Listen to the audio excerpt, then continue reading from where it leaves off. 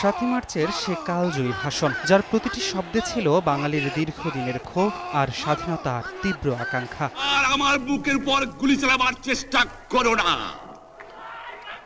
ভালো হবে না। 7 কোটি মানুষকে তাবায় রাখতে পারবো না। এই ভাষণের পরেই গর্জে ওঠে বাঙালি, আর তা বুঝতে পেরেই কূটকৌশল আঁটতে থাকে পাকিস্তানি শাসকরা।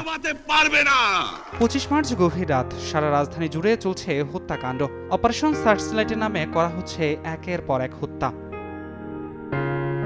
এরাতেই পাকিস্তানি হানাদারের নজর ধানমন্ডির 32 নম্বর সড়কের বাসা। ঘটনার আঁচ পান বঙ্গবন্ধু শেখ মুজিবুর রহমান। 26শে মার্চের প্রথম প্রহরেই ঘোষণা করেন স্বাধীনতা। তার বার্তায় পাঠানো এই ঘোষণায় ইপিআরের ট্রান্সমিটারের মাধ্যমে ছড়িয়ে পড়ে সারা দেশে। বঙ্গবন্ধুকে রাত 1:30টায় তার বাসভবন থেকে বন্দী করে পাকিস্তানি হানাদার বাহিনী নিয়ে যাওয়া হয় শেরে বাংলা নগরের সামরিক বাহিনী সদর দফতরে।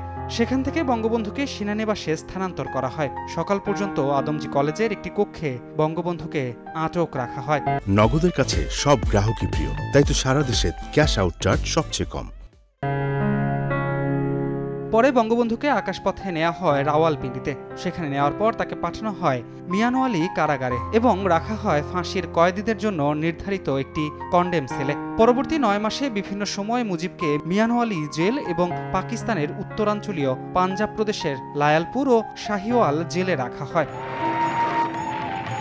পুরো সময় জুড়ে অনেকবার হত্যার চেষ্টা করা হয় বঙ্গবন্ধুকে, তবে দেশের মানুষের সমর্থন আর বঙ্গবন্ধুর দৃঢ় মনোভাবের কাছে পরাজিত হন পাকিস্তানি শাসক গোষ্ঠী।